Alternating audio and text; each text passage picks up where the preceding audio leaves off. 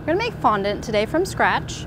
I use usually in my bakery pre-made fondant because I go through a lot of it, but you can also make it from scratch if you don't have any readily available. Just takes a few ingredients: 3 pounds of powdered sugar, 3 tablespoons of cold water, a tablespoon of gelatin, this is half a cup of corn syrup, 2 tablespoons of just vegetable shortening, and then a tablespoon of glycerin.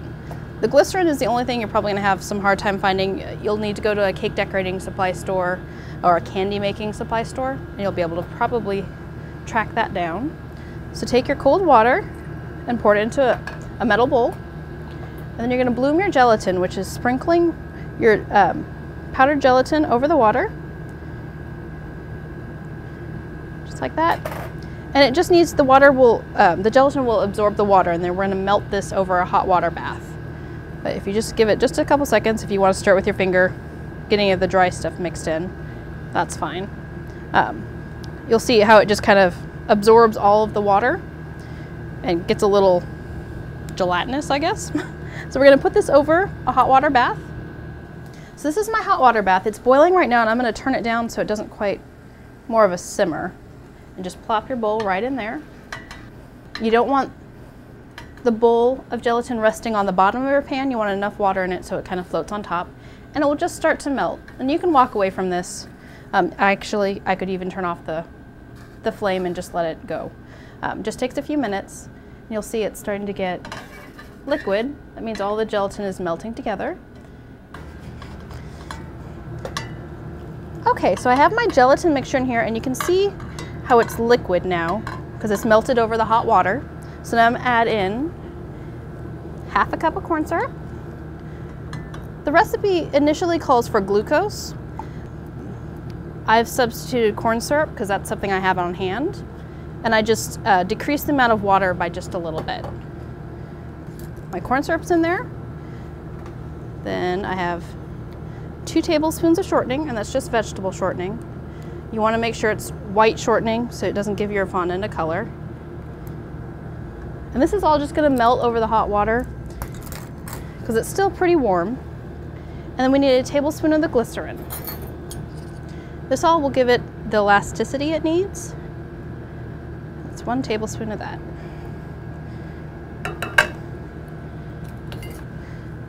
Now we just need to stir it together. I'm going to take it out of the hot water just so I have a little bit more control.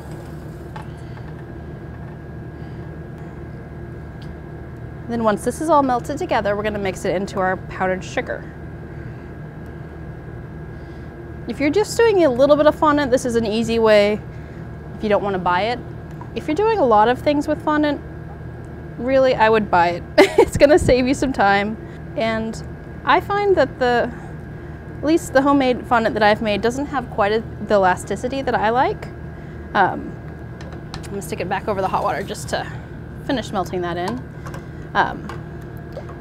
So it's a little harder to cover cakes with this fondant because it tends to rip a little bit more, and I'll kind of show you what that entails in a little bit after I've made it.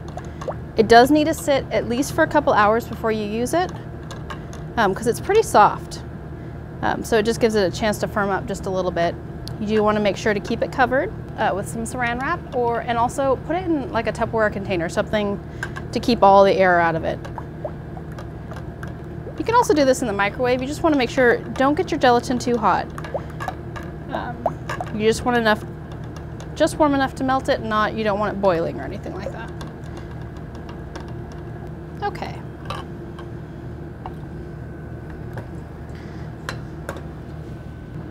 So this mixture is now going to go into our powdered sugar. Just make kind of a little well in the center.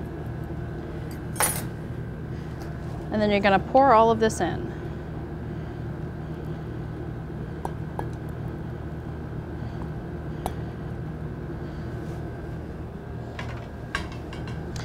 Start mixing with the spatula. You're going to have to end up using your hands. This is a hands-on thing, but to get it started, you can use a spatula or a wooden spoon. You're probably going to want gloves for this. It is kind of messy because right now it's going to be really sticky when you start to use it.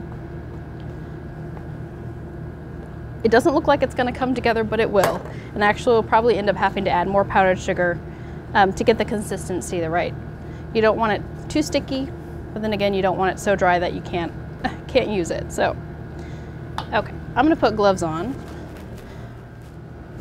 And these are just disposable gloves. I use them a lot in the bakery. Makes cleaning up a lot easier. I also have some extra powdered sugar here in case I need it. We'll see how it feels. And I'm gonna knead it on a marble slab. This is gonna regulate the temperature a little bit. If you don't have one, it's not necessary, but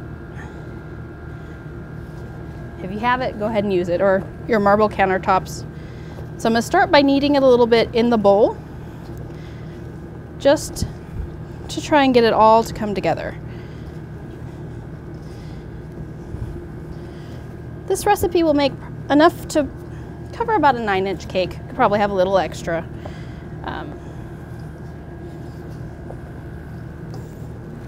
Okay, so when you get the majority of it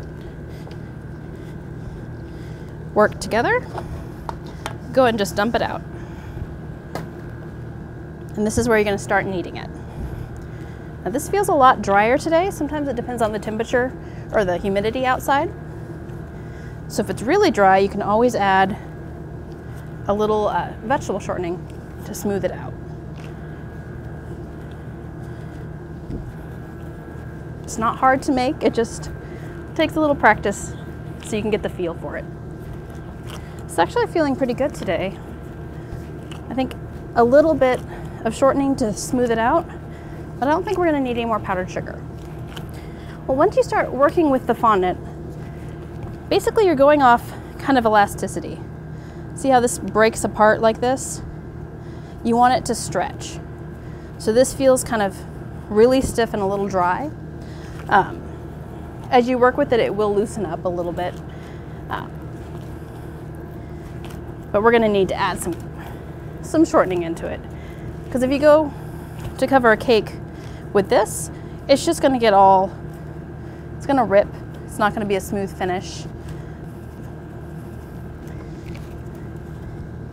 And you really want the fondant nice and elastic. It just makes covering cakes much easier if you have that little bit of pull. It's not too bad though.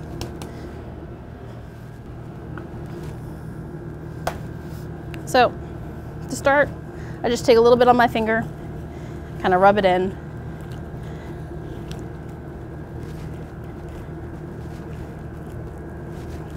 And just work it into the fondant.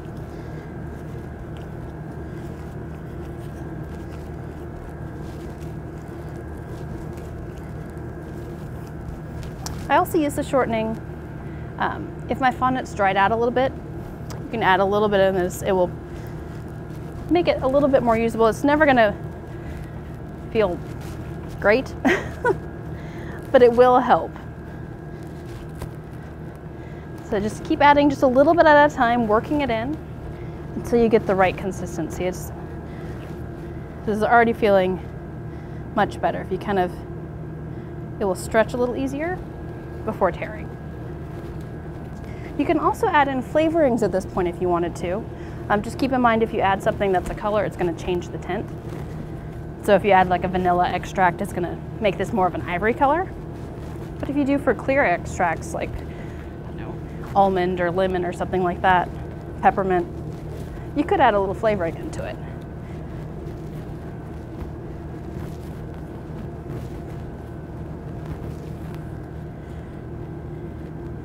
So if you take your fingers and just kind of smear it a little bit, you can see that's a lot stretchier. It's smoother, and it's still firm though. I'm gonna add just a little bit more. So I've probably added in maybe 1.5 teaspoons total.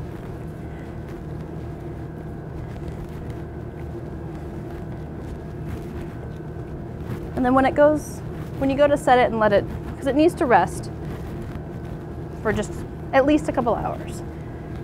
You may need to add a little bit more of the shortening, or you may need to add a little of the powdered sugar. This is a workout. By the way, you get your upper body workout doing this. Okay, it's nice and smooth. It has a little pull to it. Looks pretty good. So I'm gonna wrap this up in plastic wrap.